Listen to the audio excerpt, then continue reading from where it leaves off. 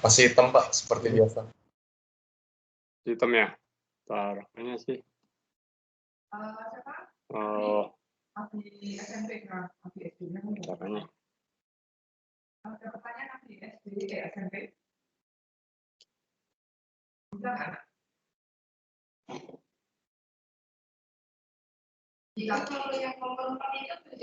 Coba. Iya. Oke. Nah, sekarang udah ya harusnya. Sudah, Pak. Oke, saya lanjut yang kemarin ya. Jadi kita bicara mengenai apa? Mudah-mudahan ada tensor dan kovarian ya. Kovarian. Oke.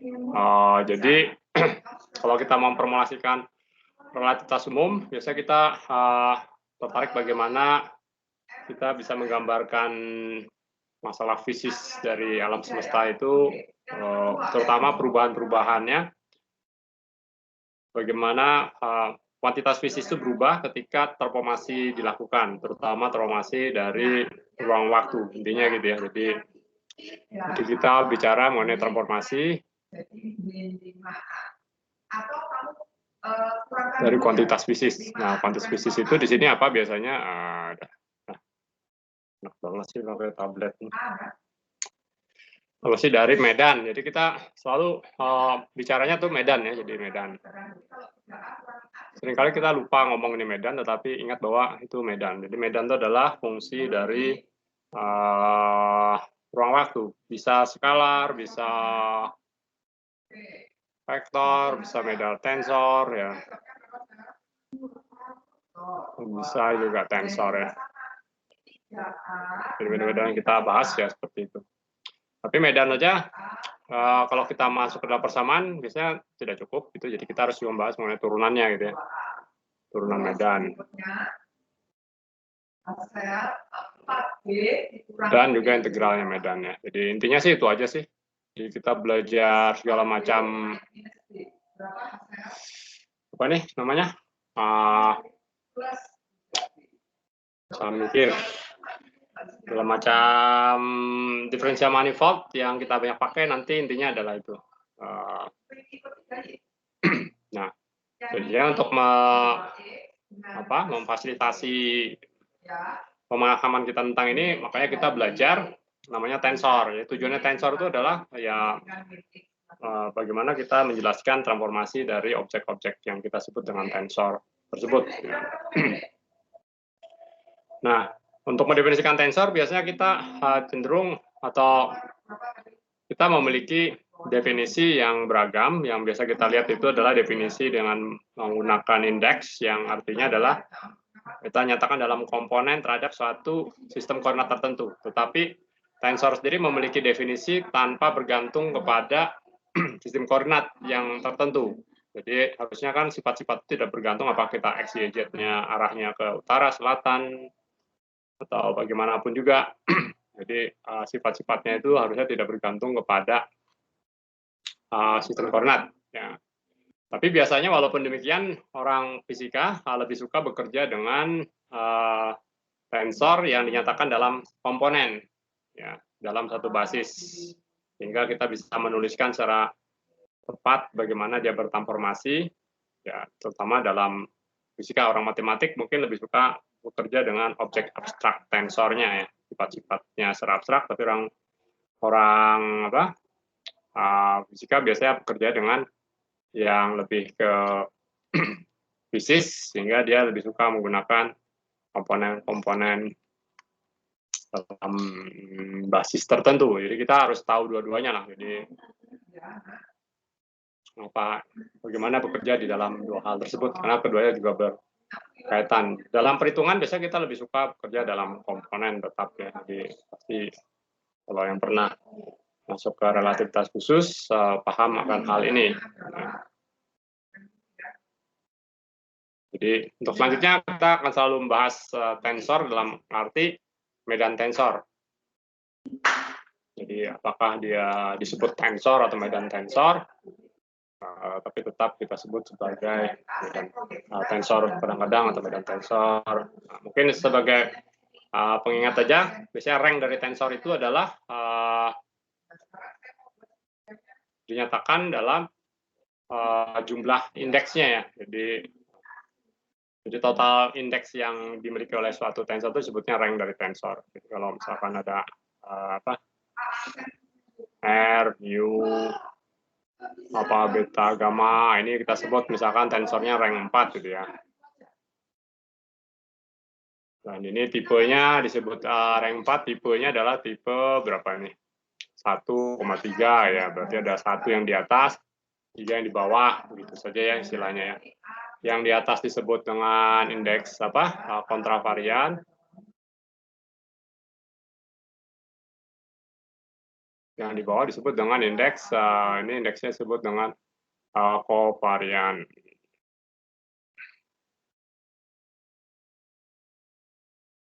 Jadi kalau tensor yang cuma mengandung indeks kontravarian disebutnya tensor kontravarian. Yang mengandung kovarian indeks saja disebutnya adalah tensor kovarian. Kalau yang ada di atas dan bawah ya disebutnya mixed tensor. Jadi seperti ini contoh adalah mixed tensor. Jadi ada kovarian dan ada kontravarian disebutnya mixed tensor. Nah, tipe adalah tipe dalam arti jumlah yang di atas, ini jumlah yang yang kontravariannya di sini jumlah berapa, ini yang kovarian berapa di sini. Jadi namanya tipe. Oke, rank jumlah ini aja ya. Jadi kita belajar sebelumnya apa? Dual vektor ya, jadi vektor dual. Vektor dual itu kita tahu indeksnya di bawah kan, jadi kita nyatakan basisnya di atas, indeks di bawah. Jadi itu bisa disebut sebagai rank 1 gitu ya. Rank 1 dengan tipenya berarti adalah 0,1 itu ya. Karena dia punya satu indeks kovarian. Nah, tapi tidak semua objek yang memiliki indeks itu adalah elemen dari atau komponen dari tensor. Artinya tensor sama seperti kita definisikan vektor itu adalah elemen dari ruang vektor yang memiliki sifat tertentu, tensor juga harus memenuhi sifat tertentu baru disebut tensor. Jadi sebagai contoh sederhana adalah yang pernah kita tuliskan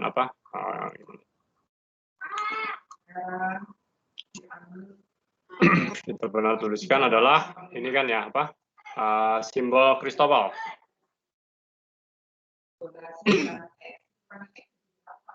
U apalagi nu ini adalah bukan komponen tensor.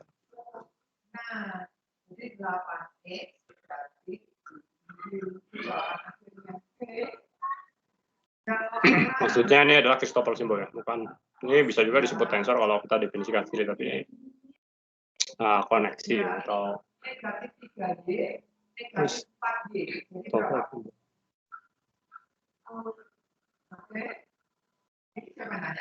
jadi itu adalah bukan komponen dari tensor. Nah, tadi kita sebutkan ada dua cara pendekatan. Orang matematik biasanya lebih suka memandang tensor itu secara lebih abstrak, yang menggunakan formalisme disebut index free. Jadi index free itu ya tidak bergantung pada indeks, jadi lebih dinyatakan dalam sifat-sifat transformasinya. Jadi sama seperti kita belajar vektor dari sifat closure dan seterusnya, ini juga sama dari sifat transformasinya. Jadi indeks free formulation itu berkaitan dengan ini dari sifat transformation-nya. Jadi apa ya? Transformation properties-nya. Transformation properties-nya. Karena aku jelek banget di sini ya. Jadi tensor itu seperti pemetaan dari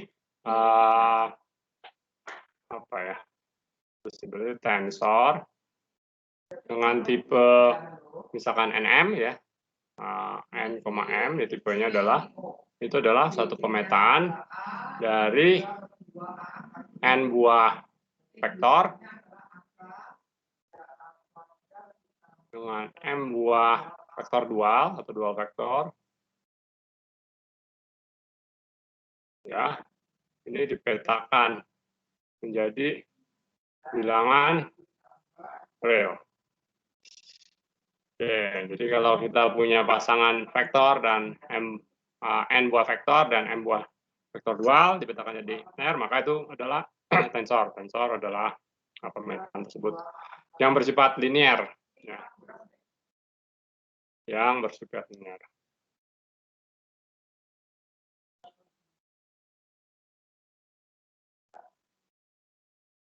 Artinya apa? Jadi kalau kita sebut sebelumnya adalah vektor dual omega, maka ini adalah tensor tipe berapa nih, 0,1 ya, betul ya. Dan kalau kita misalkan A dan B kita sebut aja adalah vektor atau vektor itu artinya apa, tipe berapa? Tipe 1,0 ya. Ya. Maka kita bisa definisikan misalkan ini omega sebagai satu tensor itu adalah suatu pemetaan yang mengambil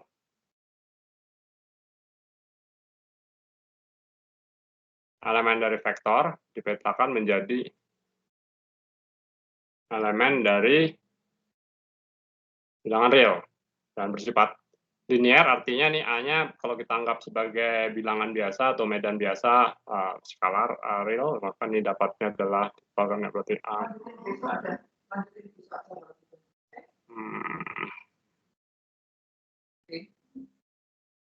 adalah bilangan real ya. Itu menunjukkan sifat linearnya. Jadi ini adalah sifat linearnya.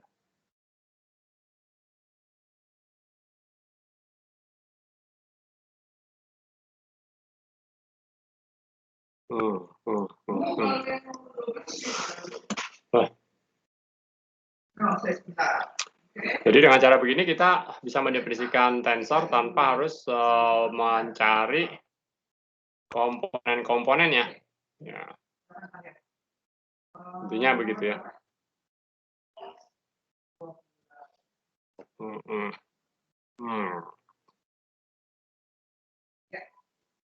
Yuk, nomor 6 dulu. Nomor 12. Ini ABC, BCA, CBA, ini semua. Oke, ada pertanyaan? ABC, BCA kayak ACB kayak apa lagi? CAB. Contoh paling sederhana.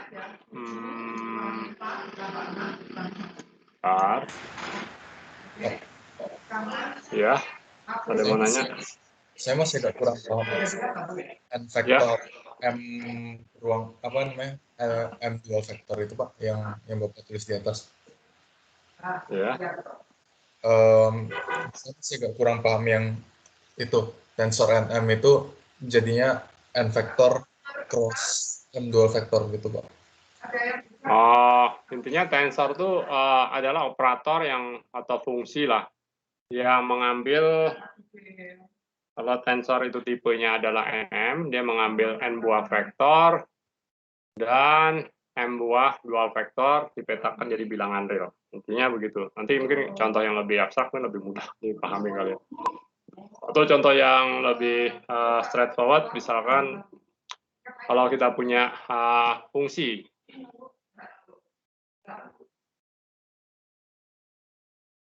dari ruang waktu, X ini ruang waktu ya, fungsi real, maka ini tensor bukan. Ini adalah medan tensor, tapi kita tahu ini adalah medan tensor rank 0. Karena apa? Karena dia tidak memiliki inputan vektor ataupun dual vektor, dan dia menghasilkan bilangan real kan. Untuk setiap titik X dia selalu hasilnya adalah bilangan real. Jadi fungsi real ini adalah tensor rank 0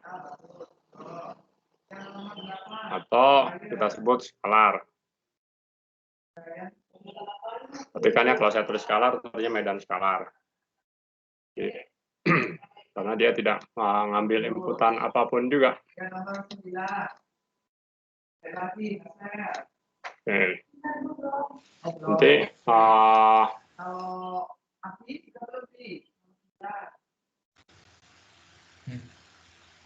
coba kalau yang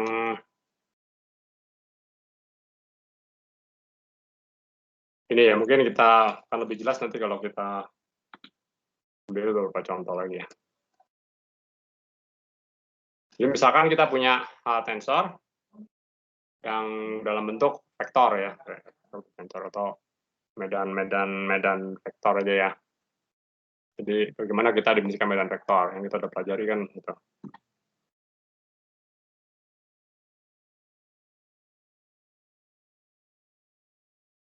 Medan vektor berarti pada setiap titik P kita mendefinisikan suatu medan V. Nah, medan V tersebut ini pada setiap titik P ya, kata medan itu dia pada setiap titik P. Kita bisa pilih basis. Kan kita tulis seperti ini, mana mu itu adalah basis yang kita definisikan dalam tangent space-nya, berarti mu itu adalah basis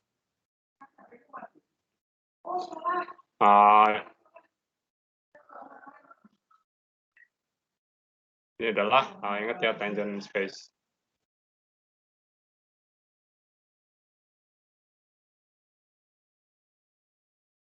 Pada titik P. Oke.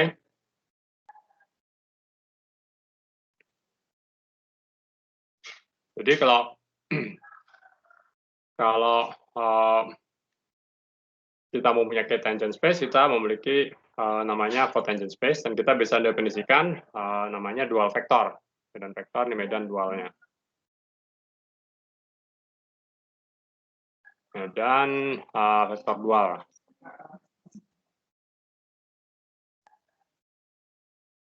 Kita sebut sebagai standar kita selalu omega gitu ya. Huruf apa? Yunani biasanya untuk yang mana sekarang mu ini adalah dari P ini adalah cotangent space.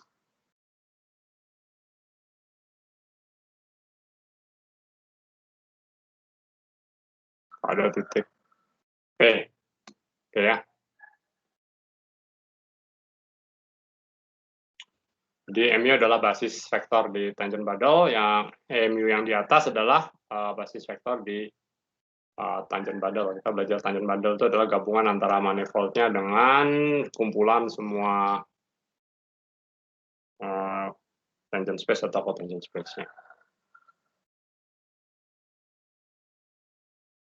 Oke, jadi kita mulai dari yang simpel aja, rank 1 semuanya. Jadi ini medan-medan semua. Nah, kita tahu ini saling dual kan.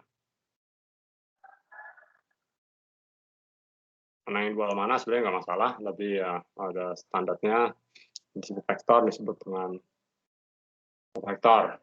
Oke. Dan kita bisa definisikan dualitas antara medan vektor dengan medan vektor dual itu sebagai pemetaan linear. Jadi kita bisa katakan bahwa vektor itu adalah ini vektor dalam atau kita ini aja sebutnya mungkin ruang vektor ya. Ruang vektor kita yaitu tangent bundle kita. Untuk semua P kita masukkan di situ, termasuk basis base-nya, bukan basis base itu apa. Ini kita bisa pandang sebagai pemetaan linear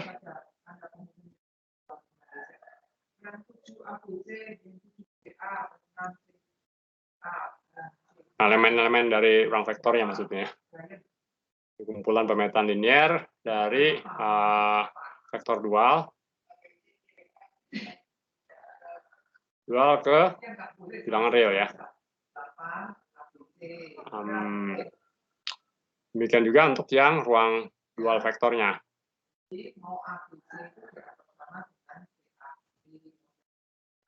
Vektor dual,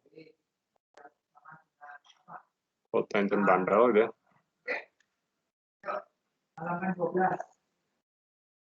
Ini juga sama pemetaan linear dari vektor ke bilangan realnya. Nah, ini konsep yang tensor tadi sebenarnya yang paling simpelnya adalah idenya seperti ini. Nah, dualitas di sini bisa kita, ini kan terjadi semacam kayak dualitas ya. Dualitas. Ini kita bisa implementasikan dengan, karena komponennya adalah bilangan real biasa kan, maka ini kita bisa implementasikan yang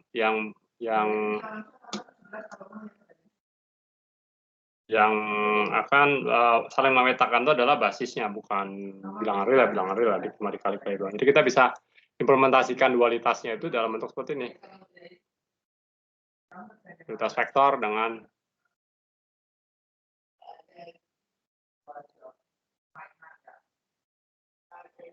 lalu kita nyatakan seperti ini ya, mu, nu, ini.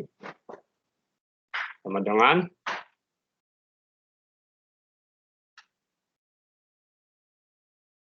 macam kayak dot product yang kita definisikan sebelumnya, itu delta ini. Jadi nilainya adalah 0 jika mu tidak sama dengan nu, dan 1. Nah, mesti ingat ya, nih, definisi dari ini adalah 1 atau 0, ini kalau Pak, ini ya, definisinya untuk yang ortonormal ini. Iya, ini dalam arti ini ortonormal. Ini kan yang kita, tapi kan selalu kita bisa definisikan basis yang ortonormal.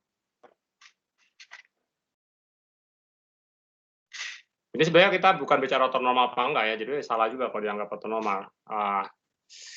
Ortonormalitas itu kalau sama posisi indeks atas bawahnya, ini kan beda ya.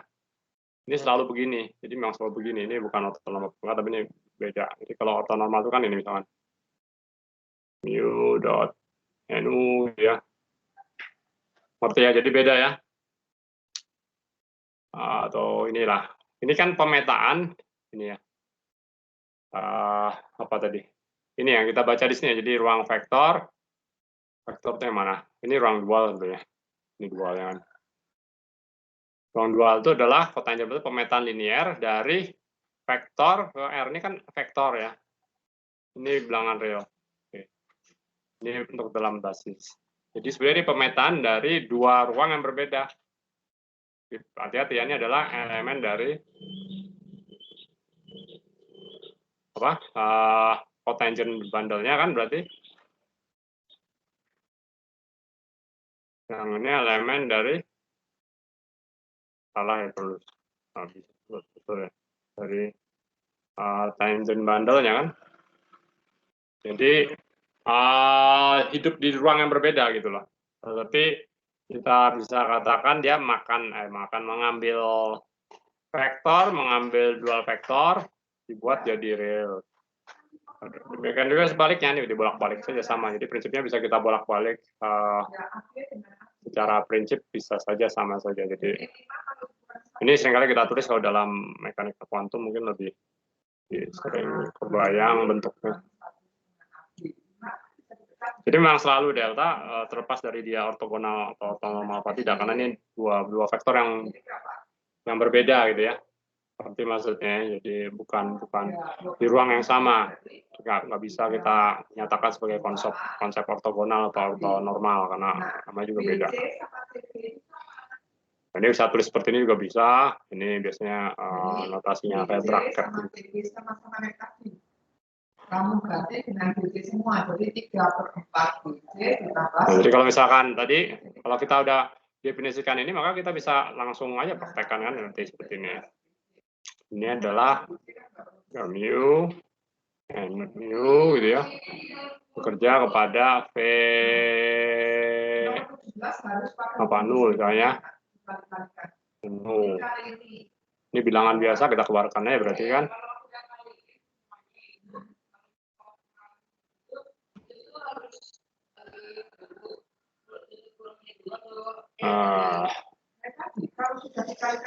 Aduh.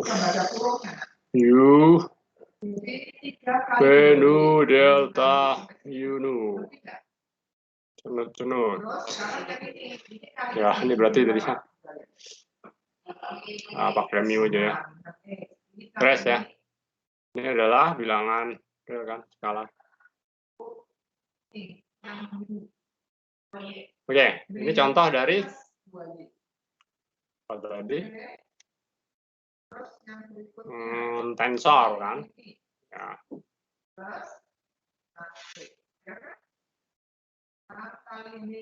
Yang paling sederhana rank 1, 0 atau 01. Di 1, 0 yang ngambil vektor, untuk ngambil dual vektornya 0, 1.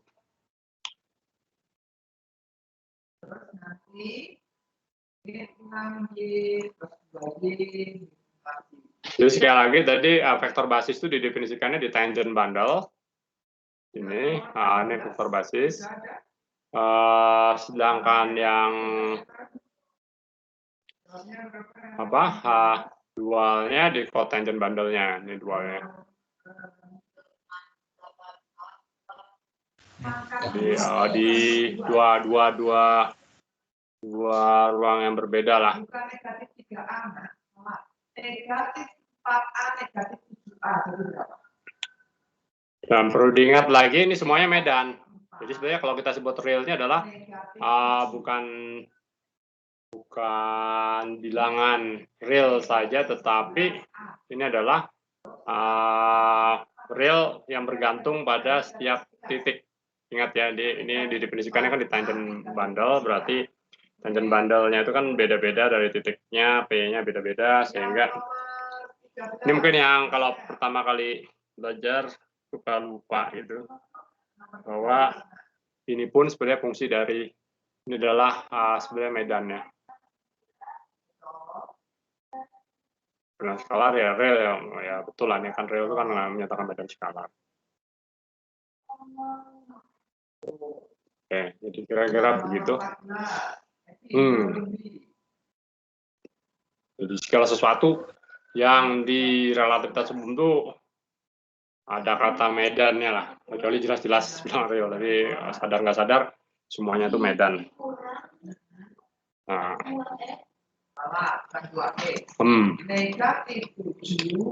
Dan besaran ini harusnya tidak bergantung pada basis. Jadi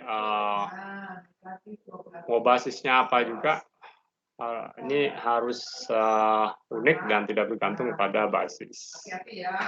Ini kan juga sebaliknya. Ini kan dual vektor, jadi kalau vektor juga kebalikannya sama. Kita bisa definisikan dari perluasan yang di atas juga. Jadi kalau V dia pada Mega dengan cara yang sama ya dibalik saya seperti itu, misalkan V U dia aduh. Tadi juga kan berarti.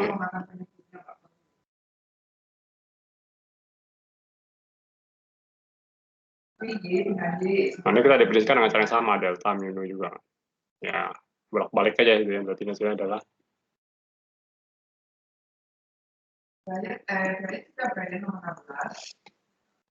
nah, kira-kira begitu. Tidak bergantung pada basis juga. Jadi sekali lagi, vektor dual itu adalah operator yang bekerja secara linear pada vektor untuk menghasilkan bilangan real, ya medan itu loh. Dan vektor adalah operator yang bekerja secara linear pada vektor dual untuk menghasilkan bilangan real lagi. Jadi kalau pakai bahasanya aljabar linear, sama seperti kalau yang udah ngambil kuantum mungkin tahu nih bahasanya pakai, kalau dalam bentuk representasi matriks, ini pakai apa? Dalam bahasa aljabar linearnya itu kita ganti saja nih menjadi vektor baris sama vektor kolom. Betul ya, jadi vektor biasa kolom, vektor dual, negatif 2 kali negatif Y, karena negatif kali jadikan vektor baris. positif 2Y. Sampai sini kita tidak. Mulai sekarang harus hati-hati dengan negatif positif. Oke? Nah, ini juga sama. Nah, yang begitu kita maksudnya itu baris sama kolom. positif 6 kali Ya, Y. betul. Positif 6 kali negatif. Jadi kalau kita kalikan, nah jadinya, tapi kalau dibalik jangan dibalik kan, jadi diberikan juga sebaliknya ya. Jadi ini bramaket ya notasinya. Oke, itulah nantilah jadi kuantum saja. Atau dari depan ini atau ini yang ditanya. Ya, ada lagi pertanyaan dulu. Selanjutnya anu sendiri aja ya. Mau nanya Pak? Ya.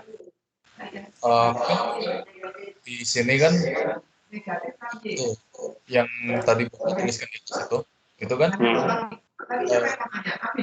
omega dikerjakan oleh V.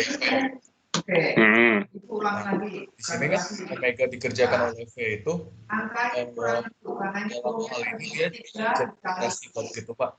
Nah, jadi kalau misalnya untuk vektor dia jadinya operator. Tapi kalau misalnya tensor dengan rank yang lebih tinggi bagaimana Pak?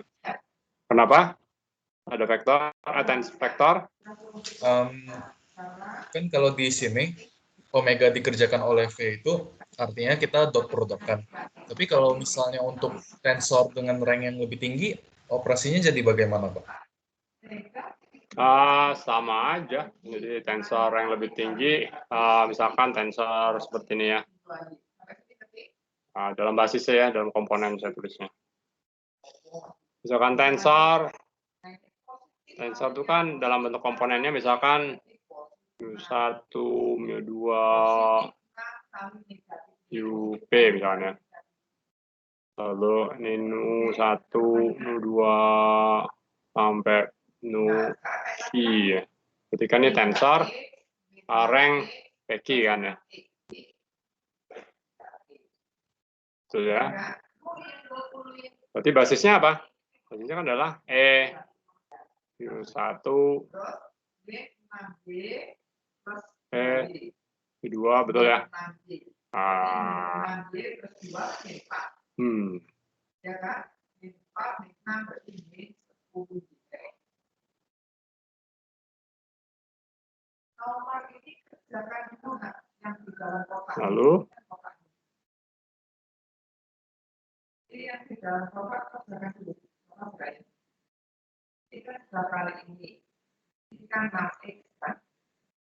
Terus ditambah bagi ini 5. Biasanya gitu aja sama. Jadi ini artinya apa? Artinya harus dikasih makan apa ini? Berapa buah vektor, betul ya? Atau dual? Vektor dan berapa buah yang vektor ya kan? Ya, intinya begitu sama. Jadi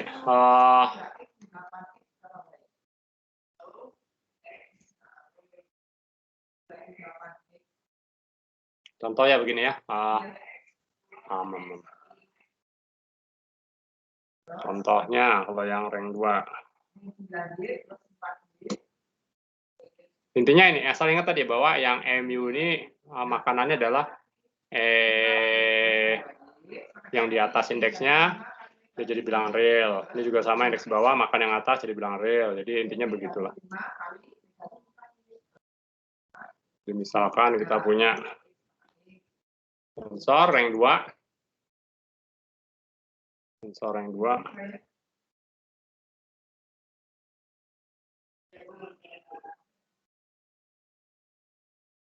Jadi T gitu ya. Kak, ini tergantung dia bisa kovarian, kontravarian, atau mix gitu ya. Anggap aja kalau dia kovarian,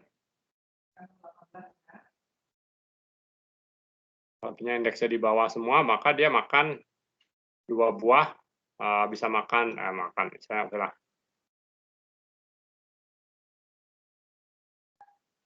Ini kan, ini otomatis hasilnya ada nanti menjadi T. Ini kan berarti kan dia hanya kalau kova ya diginikan aja kan berarti gimana tadi? Kalau kovarian tuh kan berarti kan T-nya tuh sama dengan T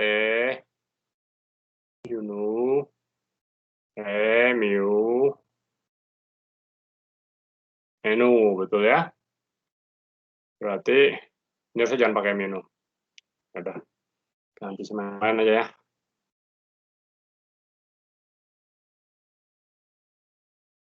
Pakai gerak alfa beta kali ya.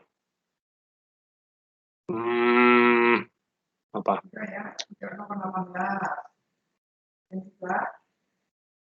Itu kita kasih makan ya mu nu, berarti kan T mu nu.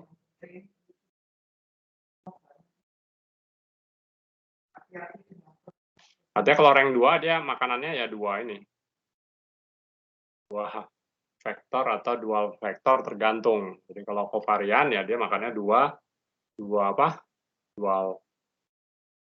vektor ya karena kovarian. Ini kan rank 2 ini kan kovarian, ini kan artinya ini kan tensornya ini kan berapa 0,2 ya. Kalau kita tuliskan berarti kan T alfa beta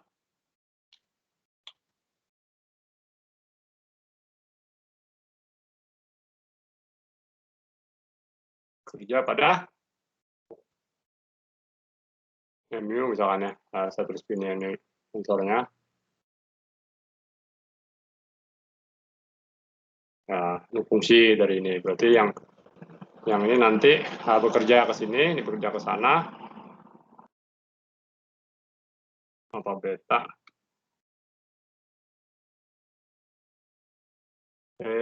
Alfa kan dengan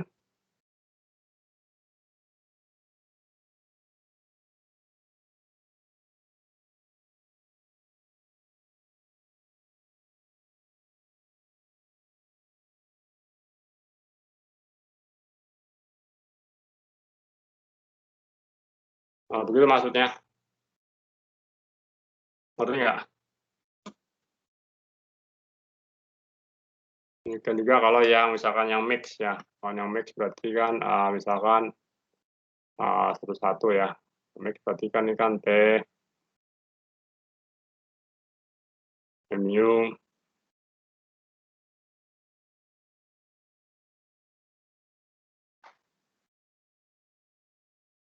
tes saja. Itu juga. Ini urutannya soalnya nih, jadi ini ke sana, yang ini ke sana gitu ya. Jadi jangan supaya urutannya aja lah. T misalkan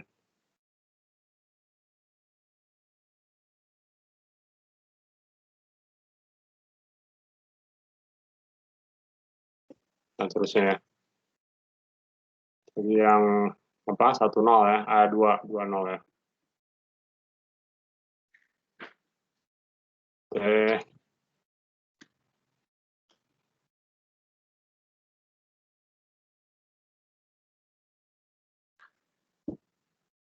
sehingga kalau kita ini kan dalam basis-basisnya kalau kita mau nyatakan misalkan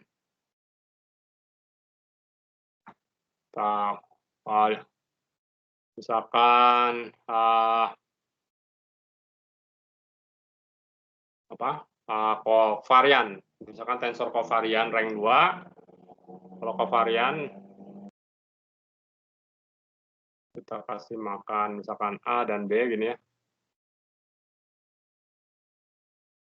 maka dapatnya kan seperti ini.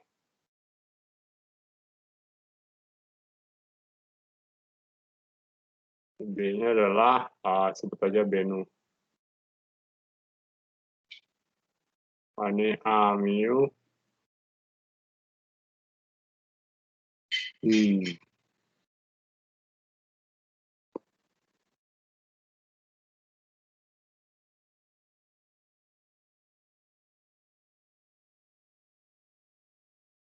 adalah T tadi kan ya, berarti kan A mu kita geser aja.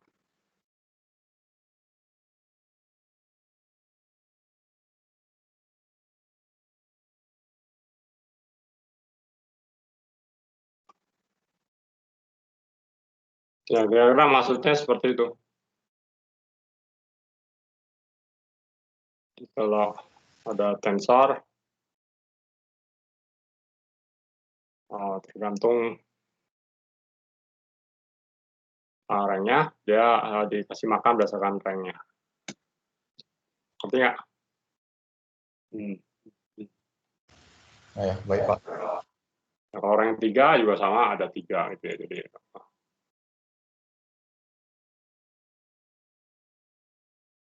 Pak, ya. saya mau tanya, kalau ini kan untuk vektor mungkin jelas ya, posisi untuk posisi indeks di atas dan di bawah itu kan efek langsungnya tuh di mana kalau indeksnya di vektor, kalau kovarian dia kan artinya bentuknya vektor kolom, di mana kalau dia vektor dual dia itu vektor baris. Nah, tapi kan kalau sesudah itu matriks dan tensor rank yang di mana dia bisa divisualisasi lagi. Nah, itu sebenarnya efeknya itu apakah hanya untuk perhitungan seperti ini di mana nanti indeks yang menyatu dan seterusnya, atau mungkin ada interpretasi fisiknya juga, dan mungkin kan kalau untuk tensor rank 2 matrix itu kira-kira efek kovarian dan kontravarian itu apa ya Pak? Itu pertanyaan saya. Kalau pakai matriks itu cuma representasi untuk kemudahan perkalian aja ya, coba karena kalau misalkan dibalik pun kan dia jadi salah nanti.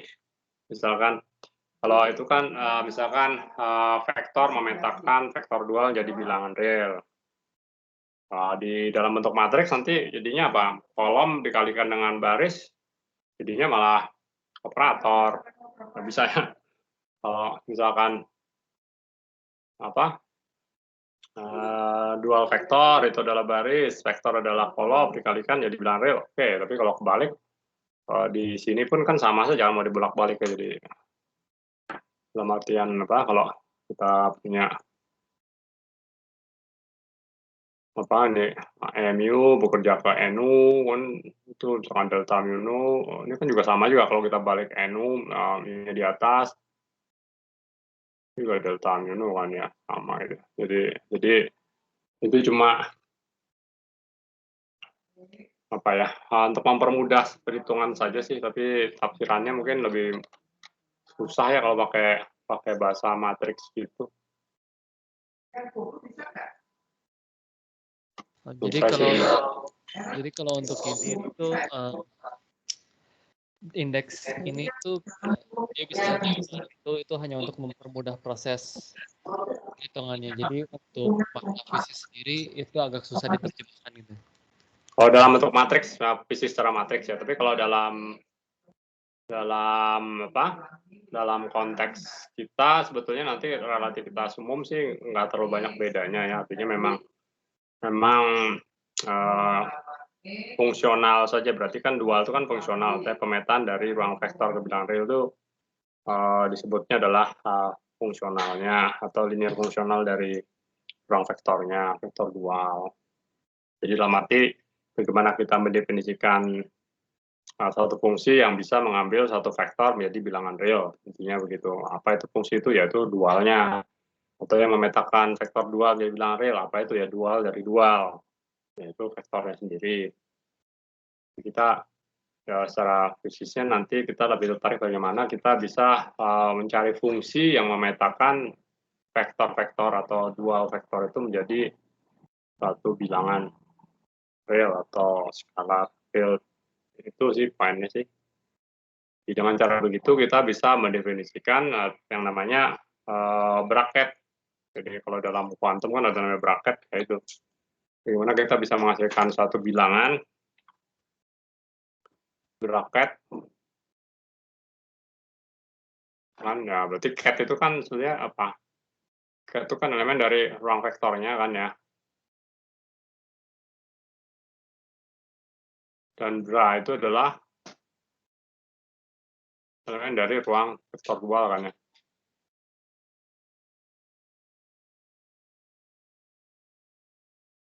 Jadi bra mengambil cat hasilnya adalah bilangan real. Cat bekerja pada bra menghasilkan bilangan real dengan cara yang sama juga seperti ini. Nulisnya sama. Oh, baik-baik. Ya, terima kasih, Pak. Ya, jadi intinya sih seperti itu. Tapi kalau dinyatakan dalam ukuran matriks ya sebagai perhitungan kemudahan saja menurut saya sih. Kayaknya lebih susah nanti kalau terlalu ditafsirkan secara umum.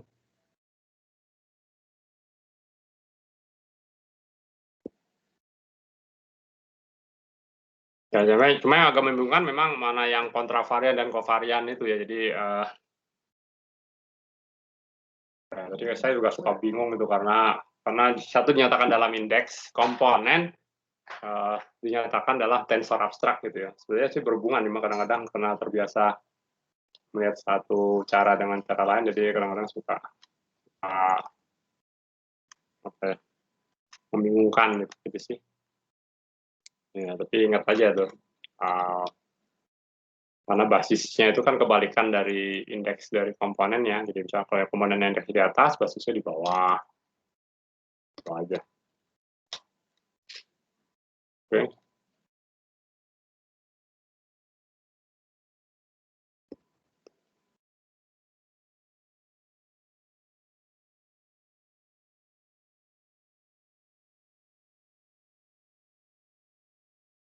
Jadi kalau cari elemen basis ya sama, misalnya kalau vektor, elemen basisnya ya vektor. Kalau berarti kita masukkan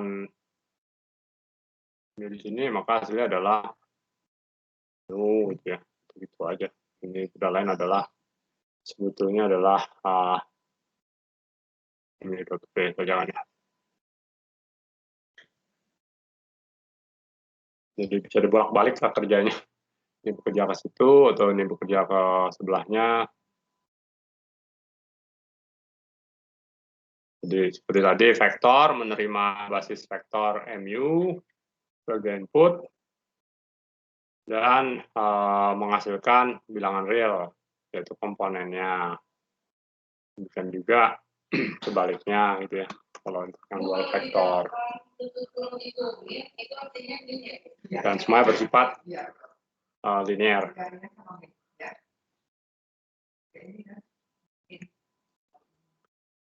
Nah, kalau konteks yang kita bicara mengenai transformasi, jadi yang nanti kalau kita belajar di kalkulus biasanya turunan lebih gampang dibanding integral, tapi kalau di sini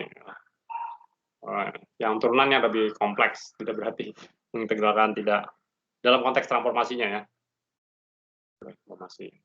Jadi kalau misalkan kita bicara transformasi sekarang,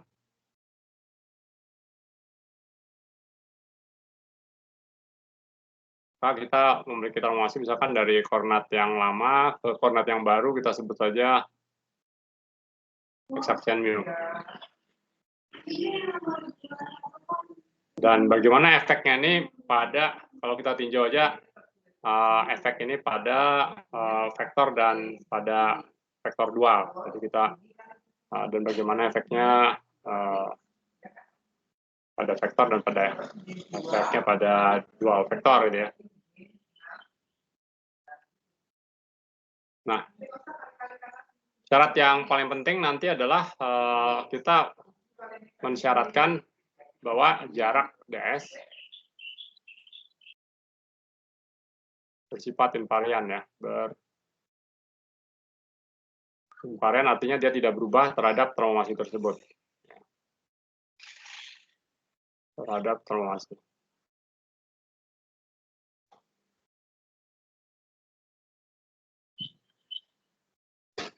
Maka jika syarat ini harus dipenuhi, maka syaratnya adalah transformasi dari MU indeks atas dan MU indeks di bawah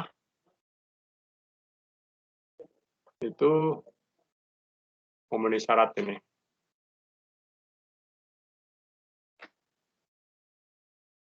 Makanan.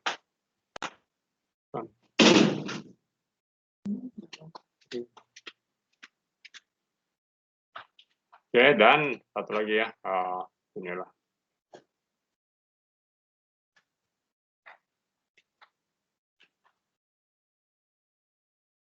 Apa nih?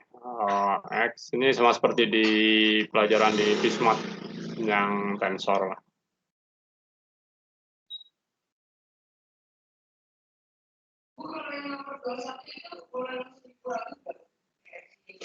Oke, ini buktikan aja sebagai PR lagi ke tambahannya. Itu di buku Bismat juga ada.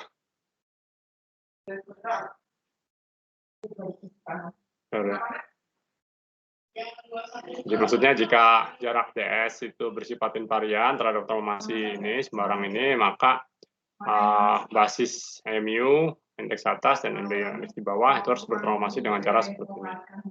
Nah, nggak susah lah, tapi coba aja.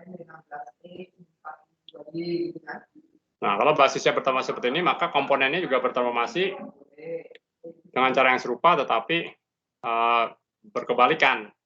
Intinya begitu ya. Jadi akan bertransformasi secara yang maka komponennya akan bertransformasi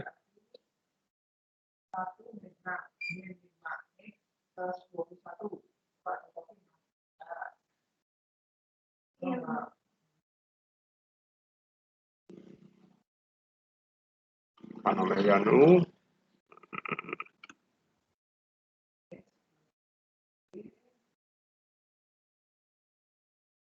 ini adalah yang ini kan, berarti dia akan kebalikan, dia akan mirip seperti yang kan.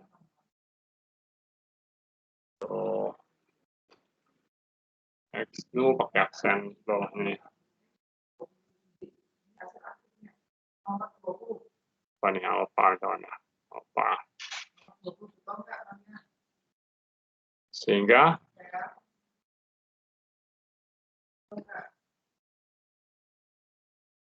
omega invarian.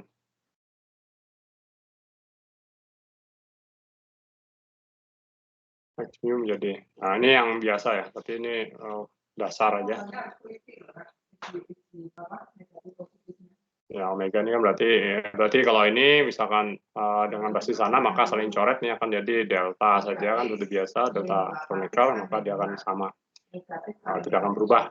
Jadi artinya mereka bertransformasi dengan cara yang berlawanan gitu ya, sehingga artinya apa? Omega aksen sama dengan omega aja. Ini intinya invarian.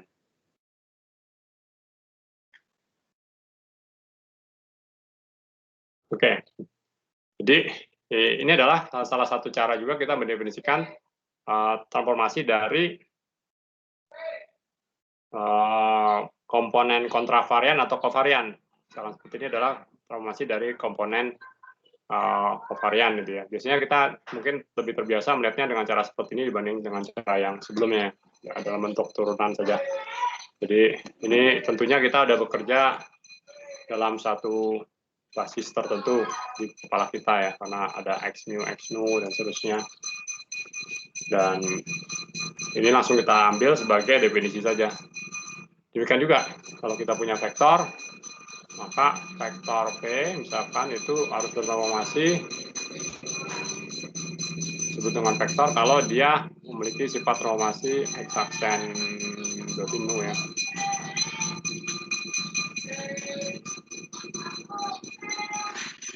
Misalkan seperti itu. Ini bisa kita nyatakan sebagai definisi.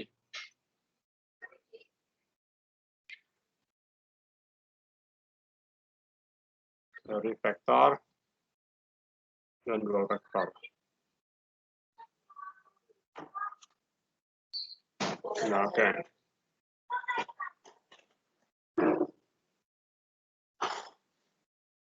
Jadi intinya adalah kita definisikan apakah dia vektor atau dual vektor. Prinsipnya adalah dalam cara mereka bertransformasi. Jadi tensor itu didefinisikan sebagai pemetaan linier dari vektor dan dual vektor ke bilangan real tadi yang kita bahas, dan untuk yang masing-masing apakah ada vektor atau dual vektor juga kita memiliki hukum transformasi yang bergantung atau bisa dinyatakan dalam representasinya dalam atau komponen dalam suatu basis tertentu, ya. Tapi intinya kita menentukan itu berdasarkan prinsip transformasi tadi.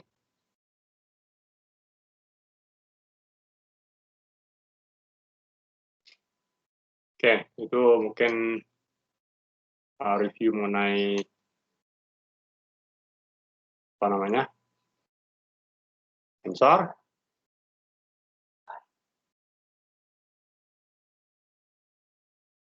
Dan tensor yang paling sering kita bahas nanti adalah tensor metrik. Tensor metrik itu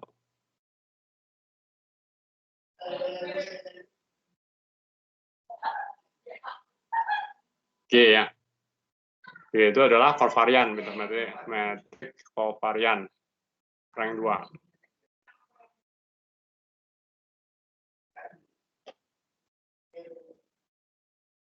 Artinya apa? G itu akan bisa mengambil dua buah vektor menghasilkan bilangan real. Jadi ini ambil aja misalkan mu, mu, bnu, nu gitu ya.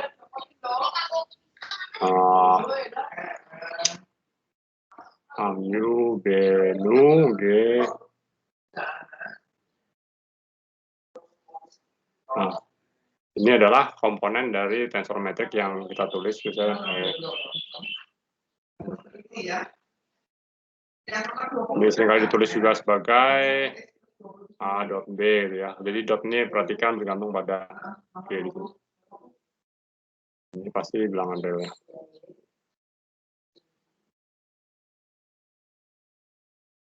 Oke,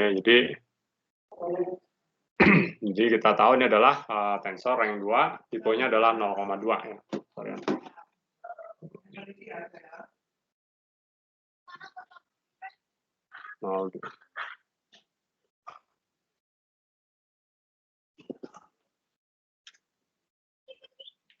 Oke.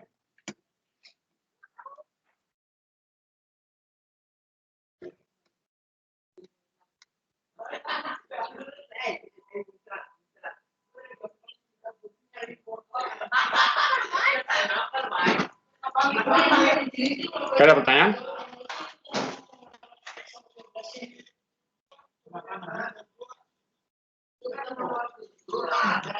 Nah, ini seperti yang kita klaim sebelumnya, kalau di dalam relativitas umum sebetulnya tidak terlalu banyak pusing antara apa?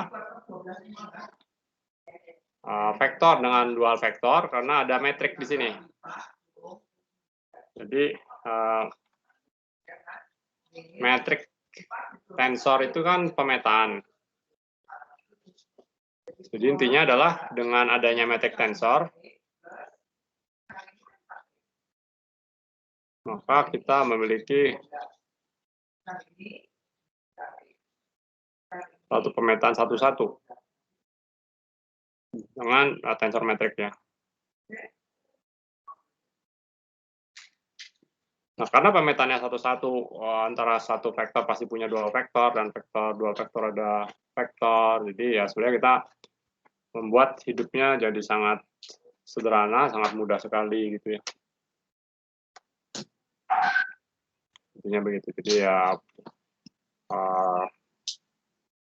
ini elemen dari tangent space dan seterusnya. Ini tangent space, jadi pasangan yang selalu ada gitu ya. Jadi kalau kita punya apa? Punya metrik Y, lalu kita masukkan vektor ke dalamnya, yang satunya kita kosongkan, maka ini menjadi dual vektor, betul ya. Ini sama dengan dual vektor. Ya, jadi Jadi untuk suatu vektor akan menghasilkan dual vektor dengan cara kita masukkan aja ke dalam G-nya gitu ya. Masukin G vektor, dual vektor. Maka hasilnya adalah dual vektor. Ya, karena dual vektor kan memakan satu vektor terus menghasilkan bilangan real. Jadi intinya begitu. Jadi, terdapat hubungan satu-satu. Nah, dengan cara seperti ini kita bisa membuat ini lebih sederhana lagi dengan menggunakan mesin indeks saja. Jadi nanti kita tinggal menaik turunkan indeks dengan menggunakan G saja. Jadi prinsipnya dari situ. Tapi biasanya kalau kita mau loncat ya misalkan ini mungkin saya langsung aja ya. Ini seperti ini. Ini bisa didapat dari sini aja ya. Berarti ini kalau dual vektor kita sebut aja ini misalkan V tilde gitu ya. Berarti ini kan dual vektor. Berarti dual vektor itu dia menghasilkan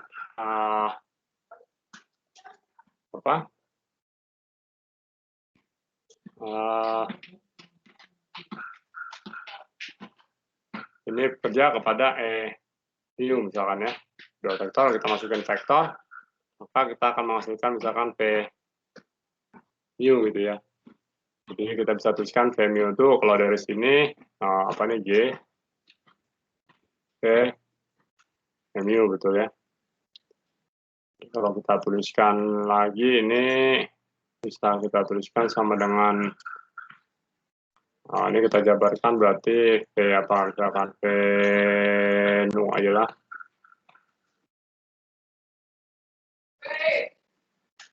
Ini keluar V mu. Nah, berarti kan sama seperti ini. Jadi kita bisa menghubungkan indeks atas dan indeks bawah dengan menggunakan matriks saja. Jadi ini hanya untuk ruang yang memiliki metrik, kalau tidak memiliki kemewahan ini.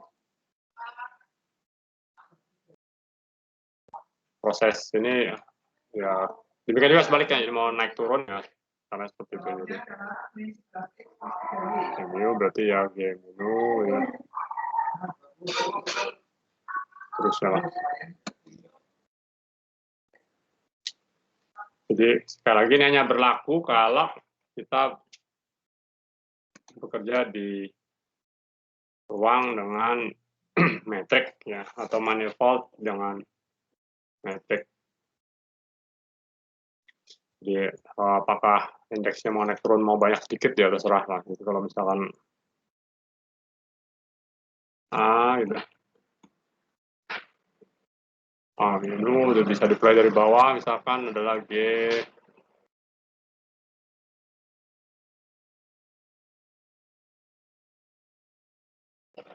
Dan seterusnya.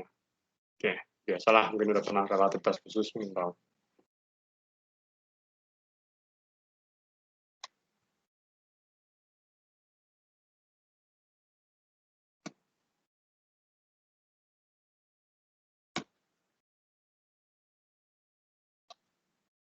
Oke, ada pertanyaan?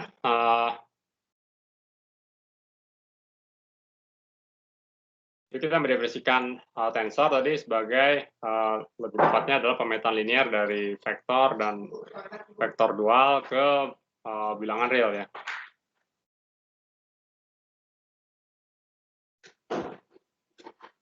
Dan kita sudah tunjukkan juga kalau kita nyatakan dalam basis tertentu, maka komponen-komponennya juga memenuhi sifat transformasi tertentu yang tadi do x gitu ya.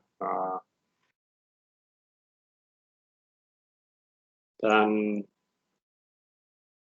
pemetaan dari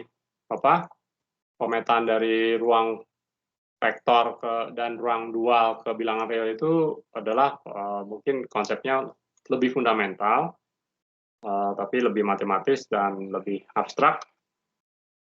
Tapi orang fisika lebih suka bekerja dengan yang lebih terkait dengan besaran fisis atau dengan fenomena fisis, sehingga biasanya lebih suka bekerja dengan definisi yang lebih dekat dengan hukum transformasinya. Jadi bagaimana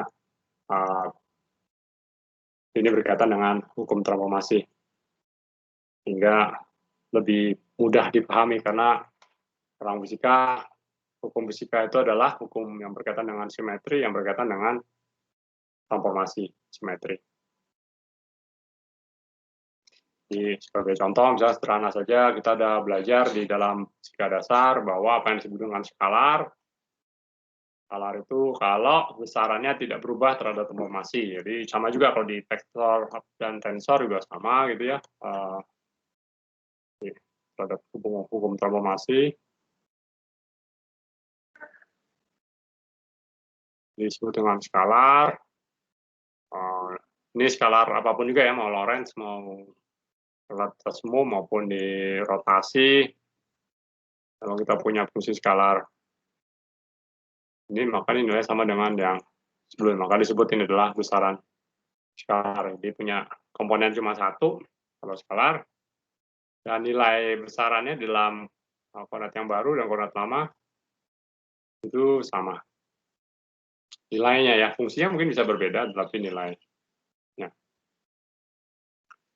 Contohnya temperatur dan terusnya itu yang biasa di fisika dasar. Di skalar itu adalah tensor yang 0 ya.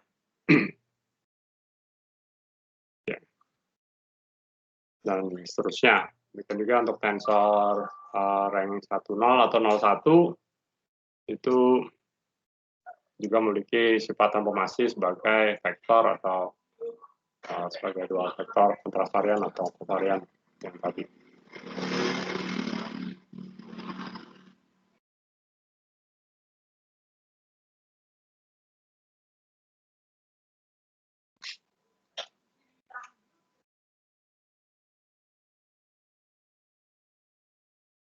Ini kalau sorry, saya pusing ini.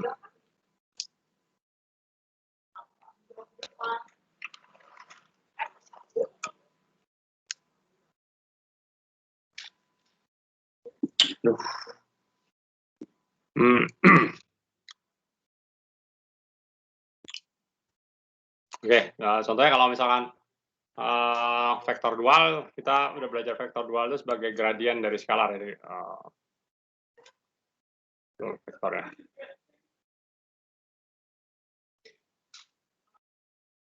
Itu adalah kita ambil gradien ya, betul ya.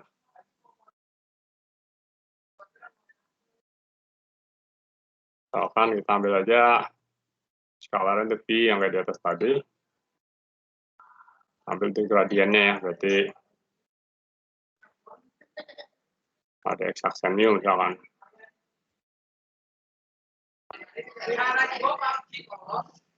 Aturan rantai saja.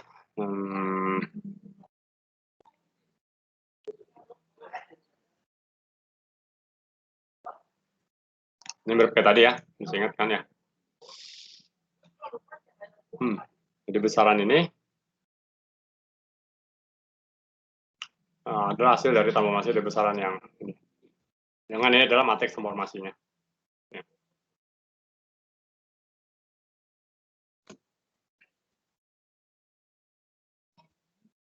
Jadi bisa kita definisikan secara umum saja. Apa yang disebut dengan vektor dual itulah yang memenuhi sifat seperti ini. Jadi kalau ini artinya adalah kalau A komponen dari vektor dual, maka aksen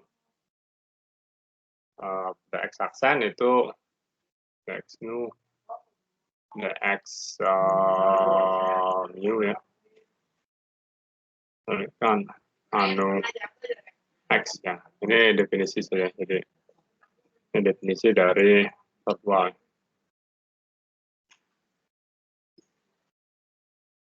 Atau disebut juga one form. Jadi kalau istilah ada one form itu sudah vektor dual ya. Atau dari kovarian atau kovektor, ya, terserah. Yang lebih umum mungkin seperti itu. Jadi perhatikan bahwa ini adalah matriks ya. Jadi ini adalah matriks.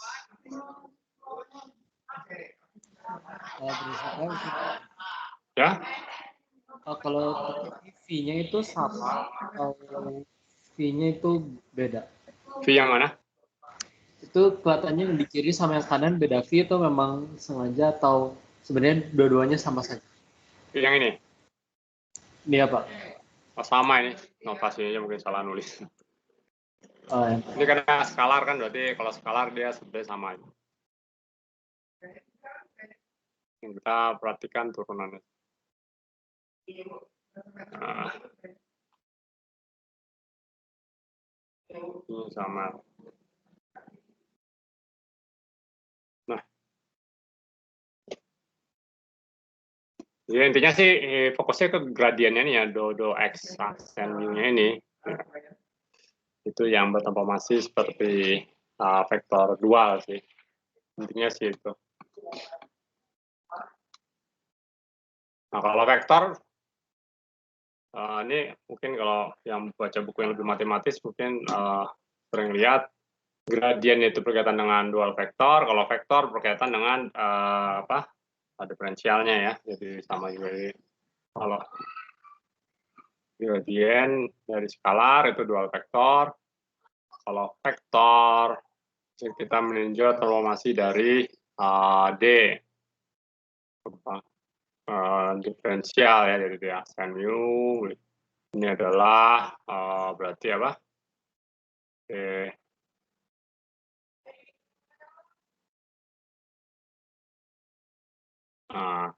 Segala sesuatu yang bertransformasi seperti ini adalah matriks informasinya disebut dengan vektor. Jadi misalkan A sin mu X itu sama dengan ini berarti.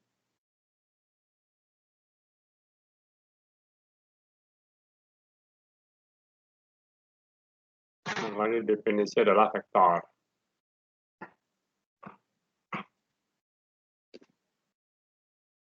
Untuk kontravarian vektor, vektor 2 itu ini tipenya adalah 0,1, tipenya adalah 1,0. Ya. Nah, cuma gitu doang. Ya.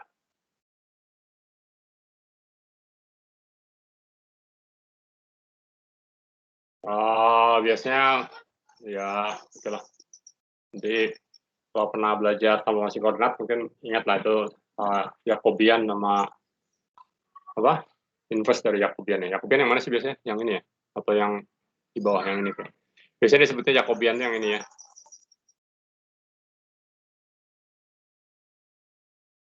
Jadi transformasi dari X mu ke X mu.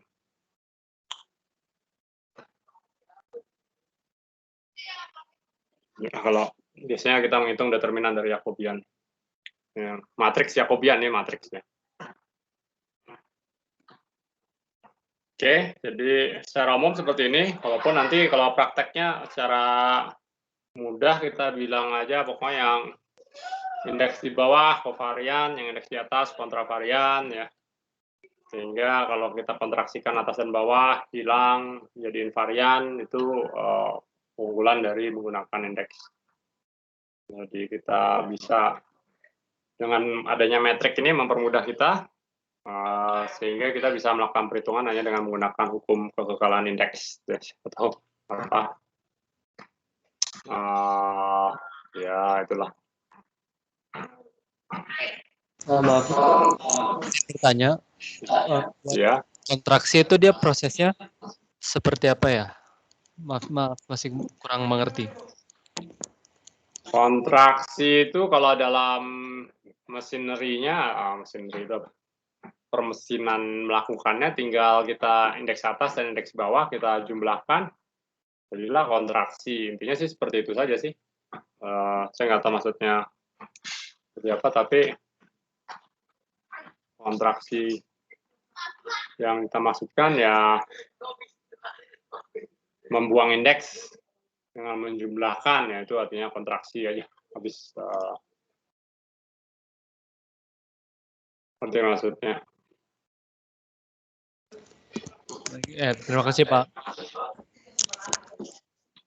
Ya,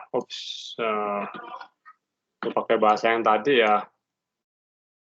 Saya nggak tahu tuh istilahnya istilah yang formalnya apa. Kalau kita nyebut kontraksi ya dalam arti yang simpelnya doang. Kalau misalkan ada indeks A, mu, nu, beta, alfa, B, misalkan ya.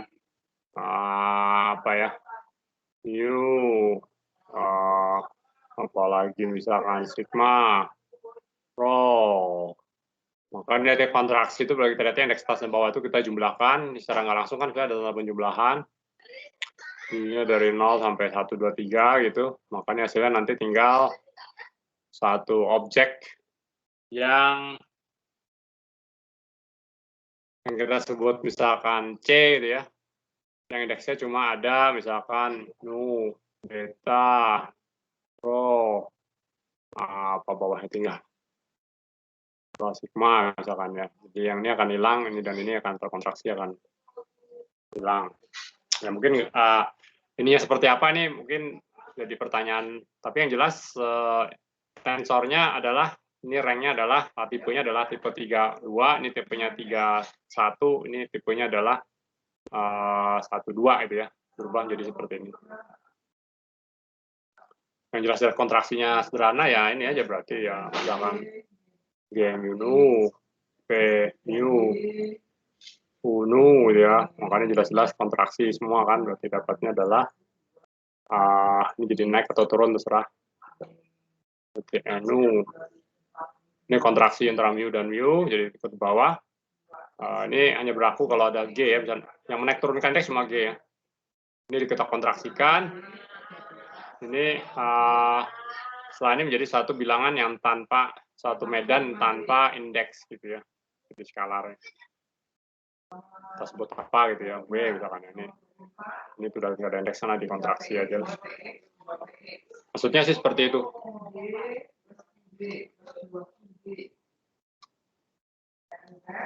Baik, Pak. Oke.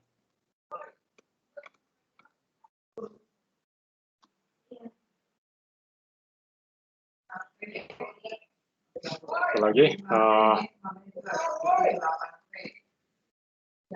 Oke, jadi kita bahas mengenai itu. Kalau produk dan seterusnya, oke.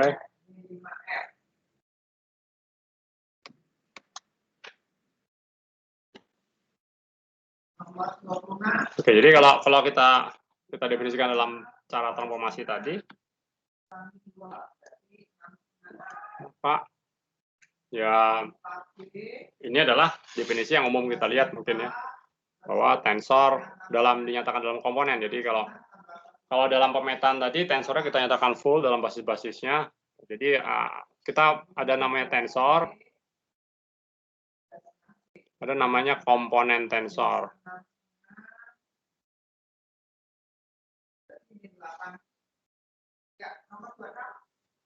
Nah, kedua hal ini berbeda, tetapi kita campur aduk. Jadi kalau kita sebut tensor itu seringkali yang komponennya, atau dalam konteks lain tensornya, tergantung konteks saja. Jadi kalau kita sebut tensor rank 2, misalkan, contoh T, mu, nu, ini sebenarnya komponennya, tapi kita tahu kalau kita tahu komponen, kita tahu tensornya, jadi ya siapa peduli gitu.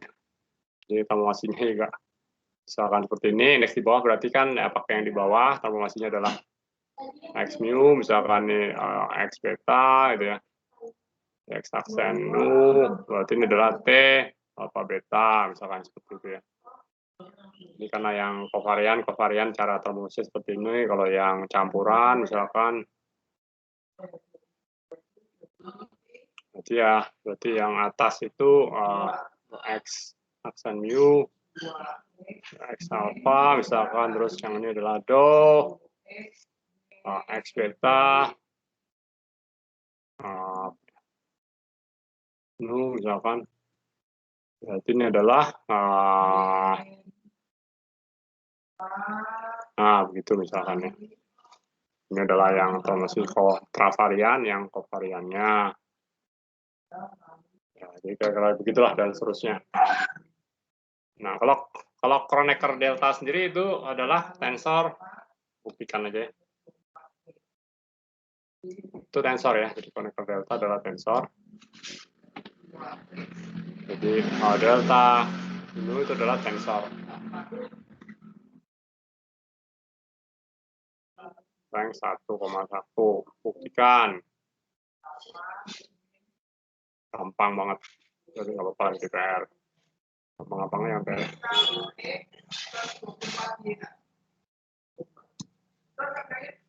Dari sifat transformasinya bahwa dia adalah tensor yang satu-satu. Disebutkan sebelumnya, kalau punya indeks belum tentu dia tensor, harus memenuhi hukum transformasinya. Jadi kalau tanpa hukum transformasi mereka bukan tensor. Aduh.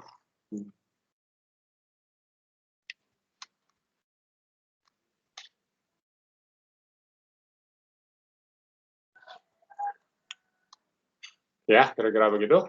Apa lagi?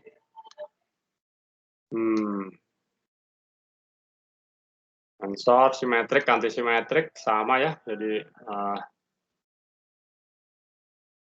mungkin notasi aja supaya ingat aja bahwa tensor itu ada yang simetrik dan antisimetrik ya. Jadi supaya kebayangan.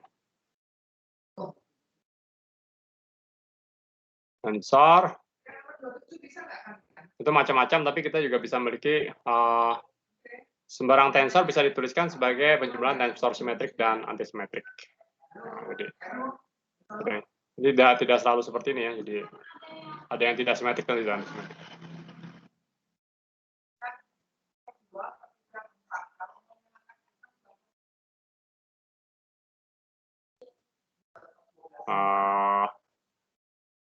Neither artinya kalau simetrik yang paling jelas kalau yang 2 kali rank 2 ya berarti gini ya. Misalkan plus T alpha, kalau yang antisimetrik ya misalkan T beta adalah minus T. Kalau yang lebih dari 2 indeksnya ya simetrik, artinya kita tukar 2 indeks tetap positif. Kalau antisimetrik kita tukar 2 indeks dia menjadi negatifnya. Jadi kalau notasinya ini saja nih yang penting mungkin notasi.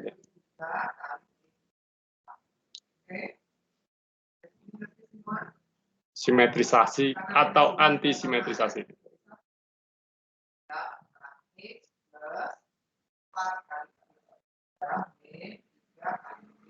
Jadi kalau kita punya tensor, simetrisasi itu notasinya seperti ini ya.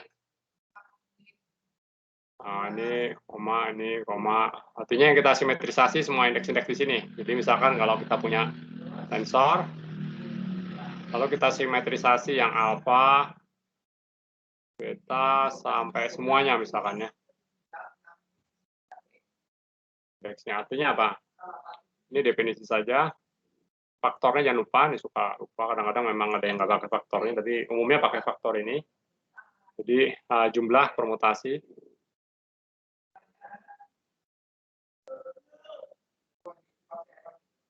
dari indeks.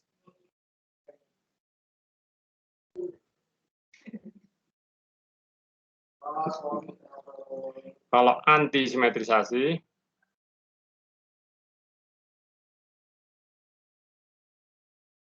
tahu saya sih ada yang pakai indeksnya kurung perawal, tapi ini kurung biasa ya. Ini juga seperti ini, apapun juga, itu kurung kotak, itu antisimetrisasi.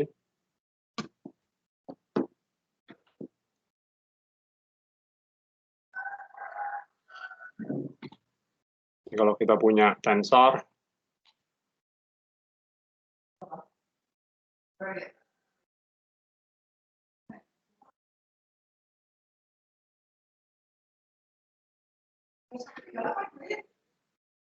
sigma dari sign dari permutasinya, gimana caranya nulis sign dari permutasinya kalikan dengan permutasi.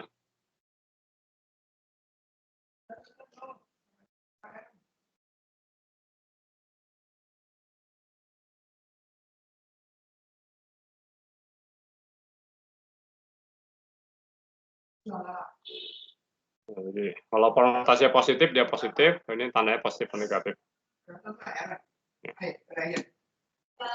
Jadi sederhananya kalau kita tulis seperti ini, misalkan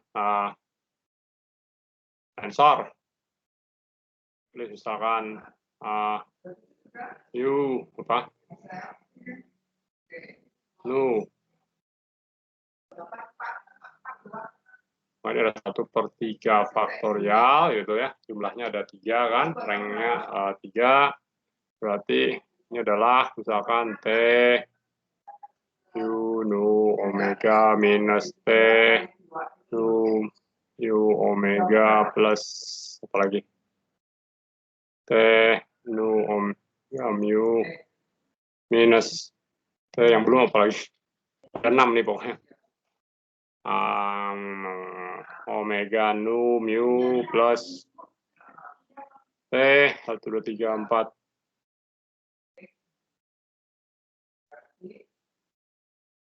minus T 1 2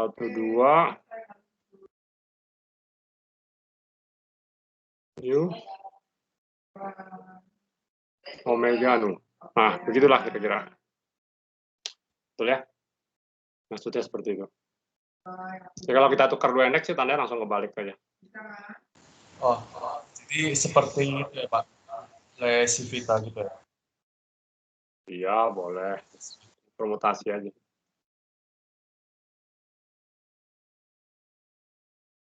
Intinya sih yang disebut antisimetrik berarti artinya begini, artinya T U nu omega itu sama dengan minus. Cek aja ya, betul apa salahnya. Misalkan. Asal 2 indeks ditukar dia jadi negatifnya. Mungkin susah kalau 3, 2 biji yang gampang. 2 biji kurang menarik. Kalau yang apa? Metrik yang ini semua tandanya positif. Nah, paling gampang ya yang 2 biji lah. Kalau 2 biji ya ginilah. Misalkan alfa beta. Biasanya sih nggak pakai koma ya. Nah, ini notasi biar lebih jelas ya. Dengan setengah 2 faktorial berarti T alfa beta tambah T beta alfa. Juga kalau T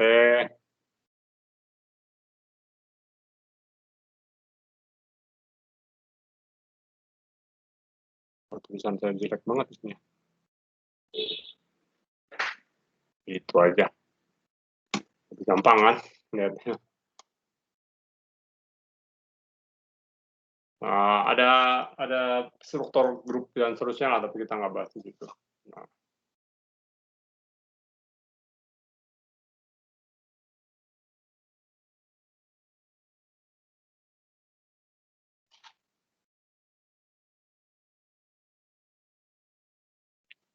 Ada lagi nanti notasi yang pakai, misalkan ini notasinya ya.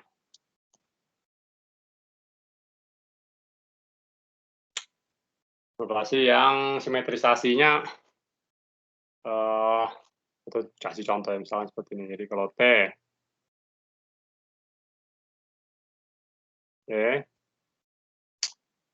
apa yang kita simetrisasi adalah beta, gamanya nggak disimetrisasi, dan delta doang. Nah, ini ribet kan.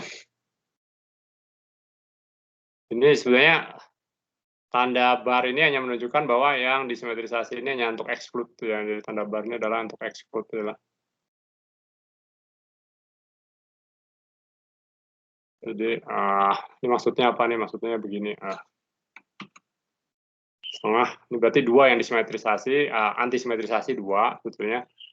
Berarti yang pertamanya adalah alfanya nggak diapa-apain, berarti adalah beta, gamma, delta dikurangi alfa yang nggak diapa-apain, delta, gamma, beta. Ya, liar lah. Terus kalau yang diantara banyak gimana? Waduh, kadang-kadang kompleks juga gimana ya? Berarti ya selang-seling aja.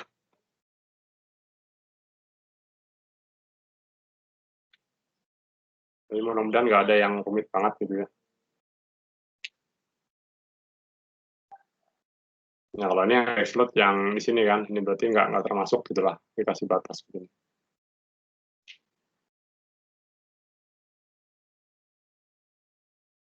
Kalau setelah misalkan ada banyak, ada yang masuk, keluar, masuk, pakai ini juga. Jadi konsisten kan bisa tetap. Jadi pokoknya yang asal ujungnya masuk, ya, pasti yang pertama ini pasti diikutkan ya. Jadi nggak mungkin nggak. Yang pertama harus diikutkan. Kalau nggak diikutkan ya berarti ya dikeluarin aja kayak alpha begini. Yang belakang nggak pasti diikutkan. Jadi setelah ketemu yang ini nggak diikutkan. Ketemu lagi, ikutkan lagi. Ketemu itu nggak diikutkan lagi.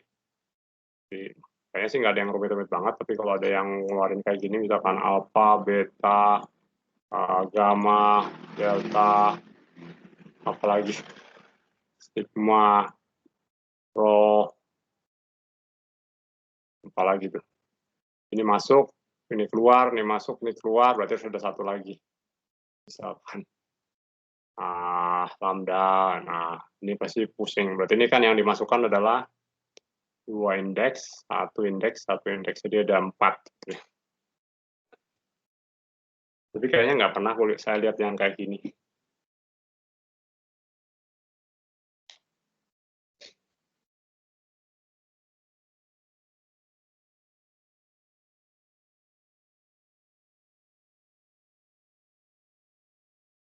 Aduh. Udah, hari ini cukup ya. Saya udah cenut-cenut banget tadi saya udah nggak konsentrasi.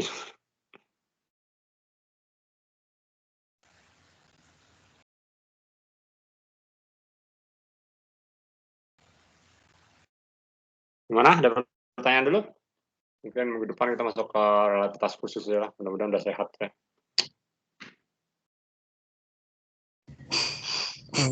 Pak, saya mau absensi sit in, Pak. Oh, siapa? Hilman. Oh, perlu di Atau absen. saya buat ini di conversation aja, Pak.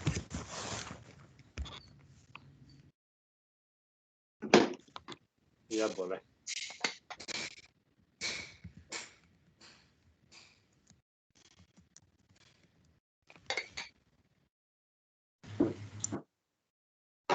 Conversation itu di mananya? Di chat. Nah.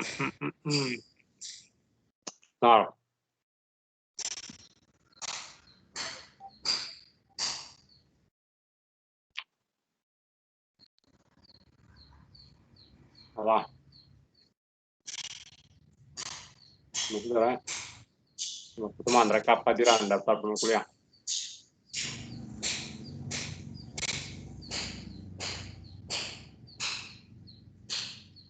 Salah, gimana sih caranya nih?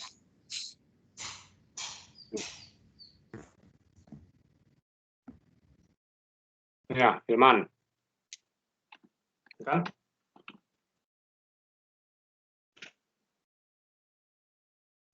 Daftar NIM, berapa NIM-nya? 102 17 051.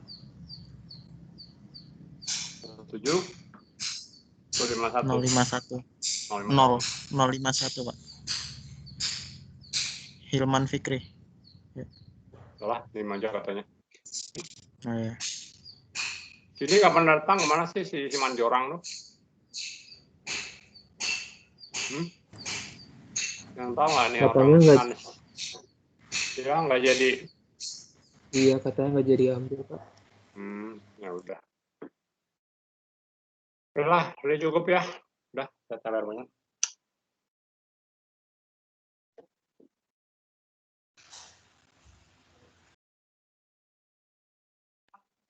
Nah.